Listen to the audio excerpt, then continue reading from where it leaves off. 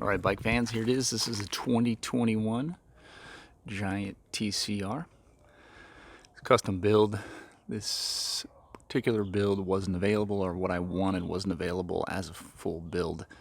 And in the time of COVID right now, it's tough to get full builds in particular. So I did a custom build here. So let me start with the frame and then we'll get to the build. So 2021 TCR. A few changes, they do all the same changes that everyone says they do. They're stiffer and lighter than they were before, and more aero. There's definitely some aero nods. You can see they've done what Trek would call cam tail or truncated aero profile. So it's that head tube has an aero type shape to it, and then it's chopped off, which supposedly creates a virtual foil kind of shape. I don't know. Marketing hype, we'll see. And then they've moved where these cables route. I actually like these. I'm running mechanical with hydraulic. I like where the cables route. This is the derailleurs. Obviously, if you're running some kind of electronic, you can plug that. A couple of other things. It's hard to notice on video, but when you look at the side profile of the top tube, the profile of the bike has a very traditional look to it, which I like. So it just, it's got a classic look to it. But when you look at it here, it's hard to show on video, but the down tube is crazy wide, almost as wide as a bottle when there's a bottle in the cage. If you look at how wide the frame is compared to that cage, it's super, super chunky. So interesting looking. Other than that, it really has a classic look to it. Nothing super notable about it in terms of innovations.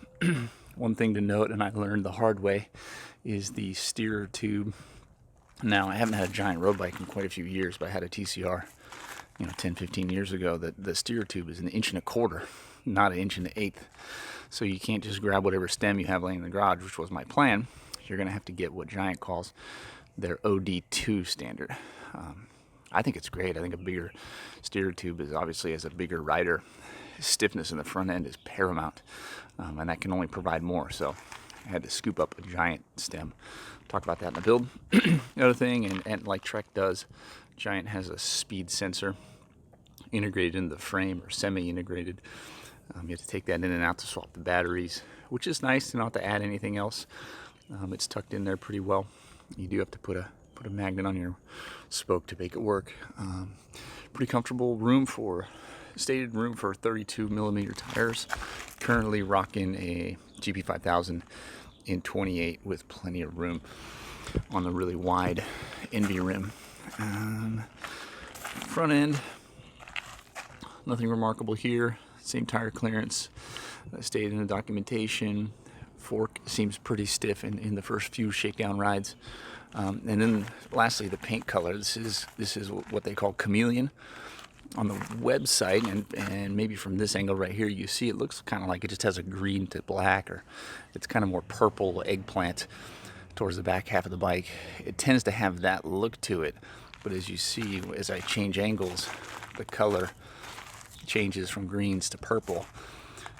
Really neat vibe. It didn't pick up. I didn't know that when I ordered it on the website, and had it shipped to my local shop, which was a great way to buy a bike. I actually enjoyed the process. It was quick and easy, especially in times of COVID where you don't want to be going and spending times at shops.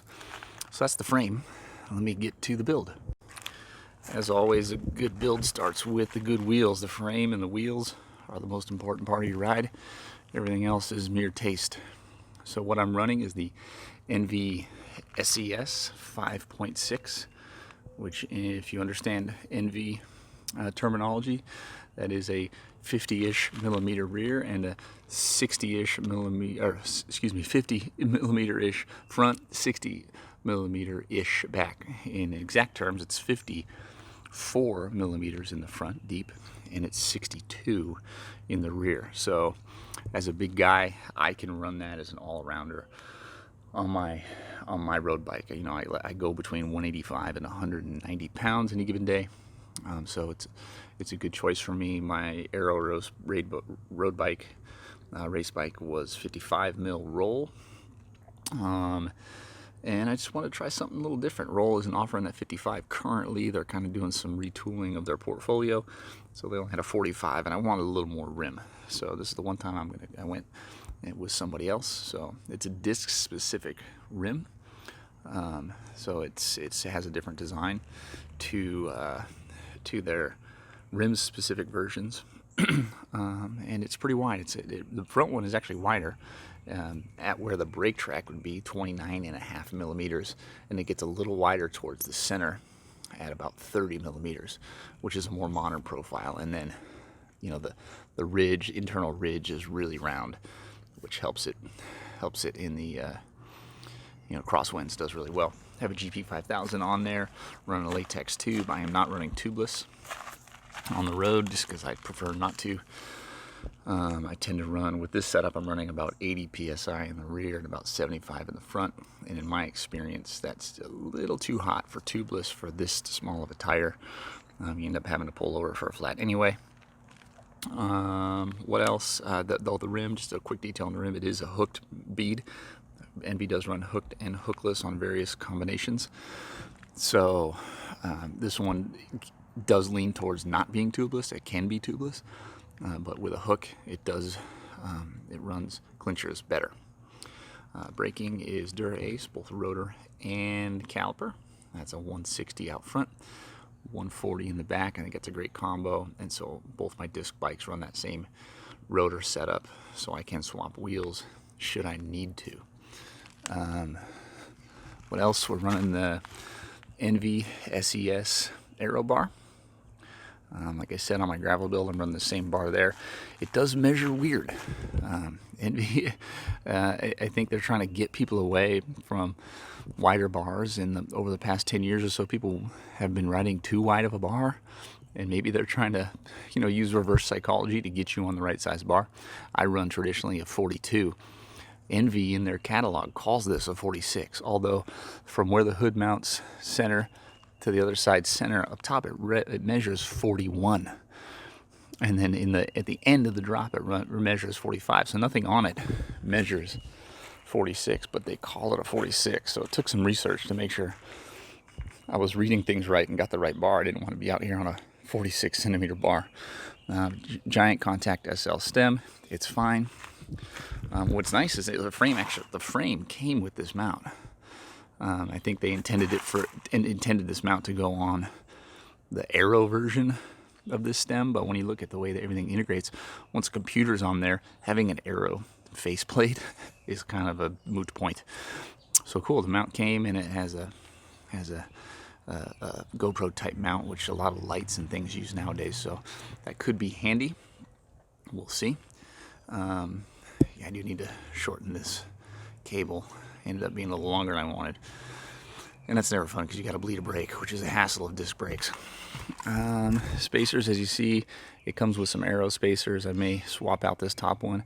Again, this is an inch and a quarter steer tube, so I just can't grab whatever spacer I have laying around. So I have this weird looking gap for now until I get some giant spacers in.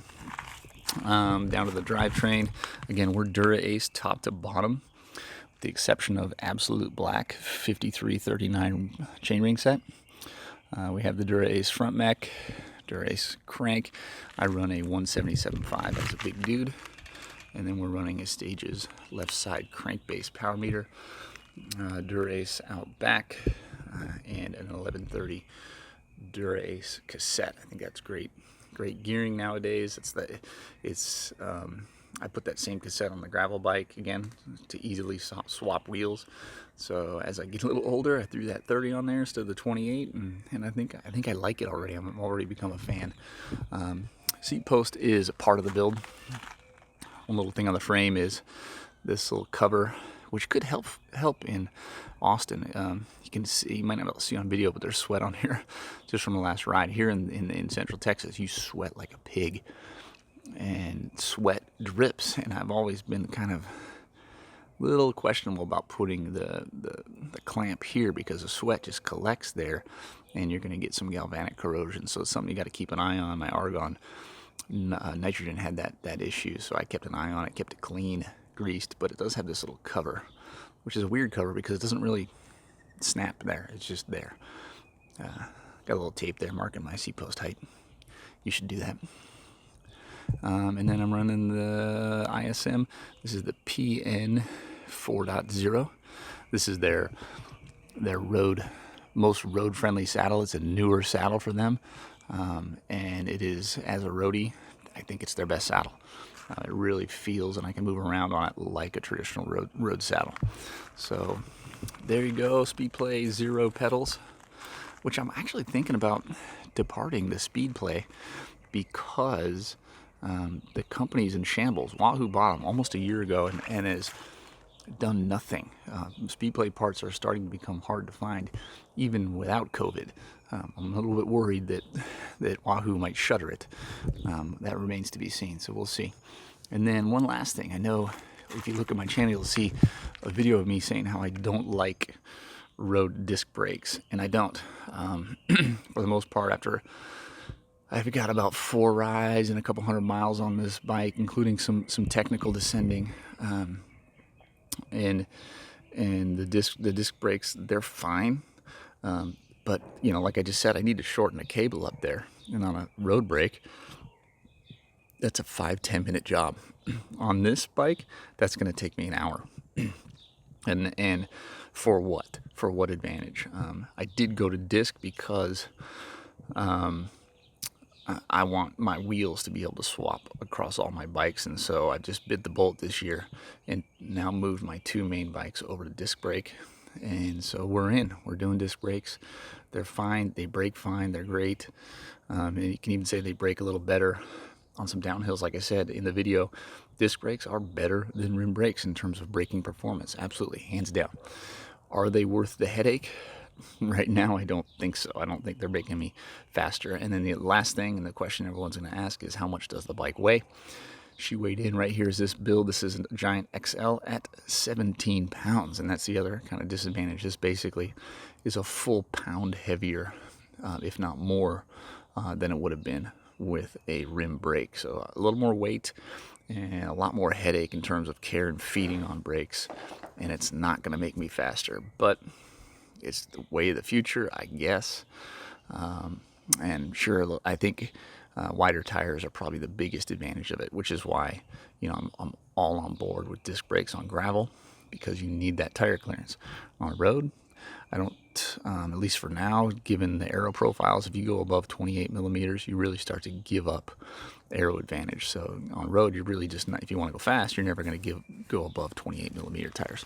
And I will say, in terms of ride quality, the very first thing I noticed is that 28 millimeter tires on road are awesome. This is my first road bike where they fit. So I think that's great. So I'll take that if that's what disc brakes give me.